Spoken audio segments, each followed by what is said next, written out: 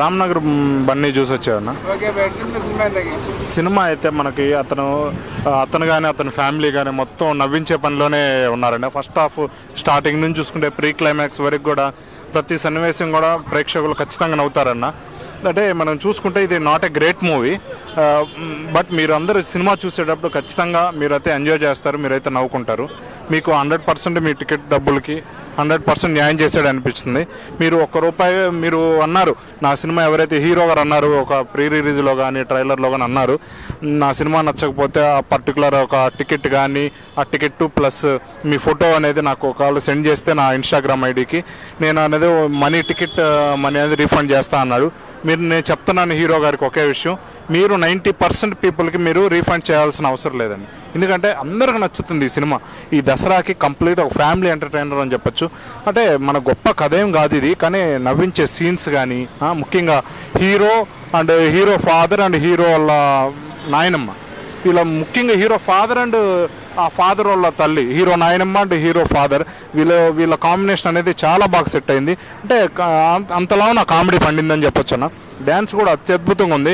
మీరు రామ్నగర్ బన్నీ అన్నారు, మన ఆఫ్టర్ డ్యాన్సులు చూసినాక మాత్రం టాలీవుడ్ బన్నీ అని చెప్పొచ్చు అన్న. ఇప్పుడు అంత బాగుంది డ్యాన్స్ కూడా. అంటే మంచి స్కోప్ ఉన్న హీరో, ఒక టాలెంట్ ఉంది కాబట్టి ఇతను ఇంకా తొక్కటం అసాధ్యం అండి. మరి ఇంకోటి బ్యాక్గ్రౌండ్ కూడా మన ప్రభాకర్ గారి బ్యాక్గ్రౌండ్ ఉంది అంతో కొంత, కాబట్టి కంపల్సరీ దూసుకుపోయే హీరోనే, టాలీవుడ్లో ఖచ్చితంగా నిలబడతాడన్న.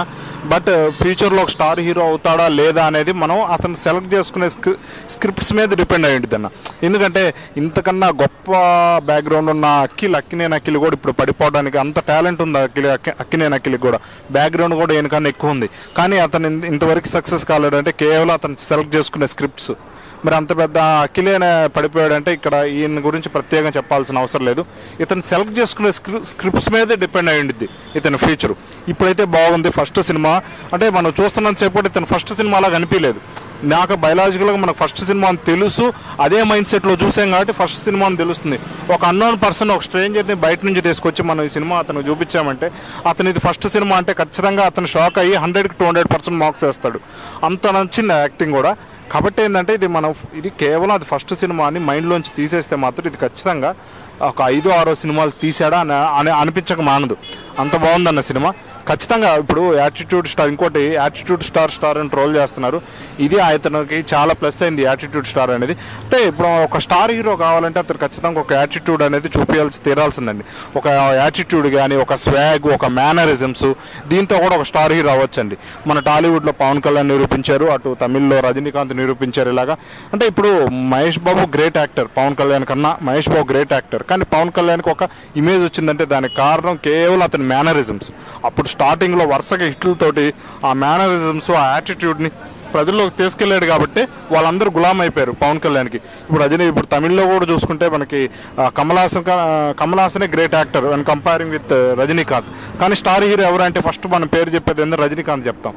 కాబట్టి ఏంటంటే యాటిట్యూడ్ అనేది అతను అది కావాలని చేశాడా స్టార్టింగ్లో ఆ స్టేజ్ మీద 1 year బ్యాక్, లేకపోతే అనుకోనే చేశాడా అనేది తెలియదు. కాకపోతే ఆ యాటిట్యూడ్ అనేది అతను ప్లస్ అయింది. ఈ యాటిట్యూడ్ స్టార్ని నిలబెట్టుకోవాలి. ఈ అర్హత పొందాడండి. ప్రతిసారి మనకి యాటిట్యూడ్ స్టార్ అనే పడాలని కోరుకుంటున్నా. కాబట్టి చాలా మంచి చిత్రం తీసేయండి. దసరాకి మీ అంతా కలిసి ఒక ఫ్యామిలీతో ఎంజాయ్ చేయాల్సిన మూవీ. అంటే ఆ స్టోరీ పరంగా తీసుకున్నారు అండి. ఇప్పుడు కావాలని ఏదో 4 హీరోయిన్ పెట్టలేదండి. ఆ స్టోరీకి 4 హీరోయిన్లు కావాల్సిందే అండి. అంటే మనకి ఎట్లా చూపించారంటే ఒక సింపుల్ స్టోరీ ఏం లేదంటే ఒక ఫస్ట్ హాఫ్ అంతా ఒక బలాదురుగా తిరుగుతాడు, ఒక మల్టిపుల్ అమ్మాయిలతోటి లవ్ చేస్తాడండి. కానీ ఏది ట్రూ లవ్ కాదు. తన ట్రూ లవ్ ఏదో తెలుసుకునే లోపల వాళ్ళందరూ విడిపోతారు. సెకండ్ హాఫ్ అంతా ఒక ట్రూ లవ్ కోసం పరితపిస్తుంటాడు. ఆ 4గురిలో ఒక అమ్మాయికి బాగా కనెక్ట్ అవుతాడు. అమ్మాయి కోసం పరితపిస్తుంటాడు, అమ్మాయి కోసం ఎదుగుతూ ఉంటాడు ట్రూ లవ్ కోసం. అంటే జనరల్ స్టోరీని ఇది. ఫస్ట్ హాఫ్లో బలాదురుదేడు, సెకండ్ హాఫ్లో ఒక రెస్పాన్సిబిలిటీ, ఒక ట్రూ లవ్ కోసం వెతుకులాడడం, పాకులాడడం. జనరల్ స్టోరీనే, మనకి ఏం లేదు. ఇంకా మాట చెప్పాలంటే మనకి పాతకాలంలో ఒక పవన్ కళ్యాణ్ యాటిట్యూడ్తో వచ్చిన సినిమా మనకి తమ్ముడు గుర్తు వస్తుంది. ఫస్ట్ హాఫ్లో కానీ సెకండ్ హాఫ్లో కానీ ఆ ఫీల్ అనేది కలదు. ఎందుకంటే ఫస్ట్ హాఫ్లో కూడా ఒక తన సినిమాలో కూడా ఆయన ఏం చేస్తాడంటే ఒక మనీ కోసం ఇంకొకరిని తమ్ముడులో బాక్సింగ్ చూపించడం కానీ, ఒక మనీ కోసం ఇంకొక అమ్మాయి కోసం ఎతకటం, మనీ కోసం ఒక అమ్మాయిని లవ్ చేయటం, ఇంకొక అమ్మాయితో ఫ్రెండ్షిప్ లాగా మూవ్ అవటం. పవన్ కళ్యాణ్ అప్పుడు చేసి ఇప్పుడు కూడా సేమ్ ఇట్లానే చేస్తాడా అనిపించింది. సేమ్ ఇట్లానే అండి స్టోరీ కూడా, ఒక బలాదూరుగా తిరగడం, సెకండ్ హాఫ్లో ఒక ట్రూ లవ్ కోసం పోకలాడటం. తన బాక్సింగ్ అక్కడ బాక్సింగ్ ఇక్కడ బాక్సింగ్. కాకపోతే ఏంటంటే మనకి యాటిట్యూడ్ అనేది చాలా ఇంపార్టెంట్ అండి. ఉండి తీరాలి యాటిట్యూడ్ ఉంది కాబట్టి ఇప్పుడు 90% ఇప్పుడు ఈ ఐమాక్స్లో కూడా 90% థియేటర్ ఫుల్ అయింది. జనరల్గా ఒక డెబ్యూట్ మూవీకి వాళ్ళ తండ్రి గారు కూడా ఒక పెద్ద గొప్పగా చెప్పుకోదగ్గ సినీ స్టార్ ఏం కాదు, అతను బుల్లితెర మీద నటించాడు అంతే. అంత బ్యాక్గ్రౌండ్ లేకపోయినా సరే, పెద్ద బ్యాక్గ్రౌండ్ లేకపోయినా సరే, ఒక థియేటర్ అనేది 90% ఫుల్ అయిందంటే కేవలం ఈ యాటిట్యూడ్ వల్లే, ఈ యాటిట్యూడ్ స్టార్ వల్లే ఫుల్ అయిందండి. ఈ యాటిట్యూడ్ స్టార్ అనే ఈ ట్రోలర్స్ అనేది లేకపోతే అతనికి ఇప్పుడు 50% కూడా ఫుల్ అయ్యే అవకాశం లేదు ఇక్కడ. కానీ 90% ఫుల్ అయిందంటే కేవలం అతను చూపించిన యాటిట్యూడ్. ఇంక మీద సక్సెస్ అవుతాడని కోరుకుంటున్నాను. ఎందుకంటే డిపెండ్స్ ఆన్ స్క్రిప్ట్స్. ఇతను స్టార్ హీరో కావాల్సిన మెటీరియల్ అంతా ఉంది. ఇతను క్లాస్ చేయగలడు, మాస్ చేయగలడు, ఒక కామెడీ నవ్వించగలడు, ఒక మంచి డ్యాన్స్ చేయగలడు. అంటే బల్క్ ఆఫ్ టాలెంట్ మొత్తం ఇతనిలో ఉంది.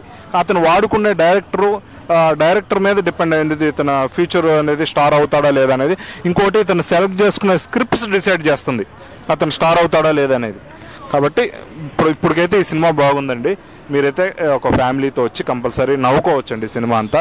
మీరు ఒక దేవరా అనేది మాన్యా ఇంకా అవుతానే ఉంది, కానీ దసరాకి మీరు ఒక మంచి ఫ్యామిలీ ఎంటర్టైన్మెంట్ చూడాలనుకుంటే, ఒక కడుపుబ్బ నవ్వుకోవాలనుకుంటే ఒక రామ్నగర్ బన్నీ వచ్చి చూడండి. నేను 3 ఇస్తానండి.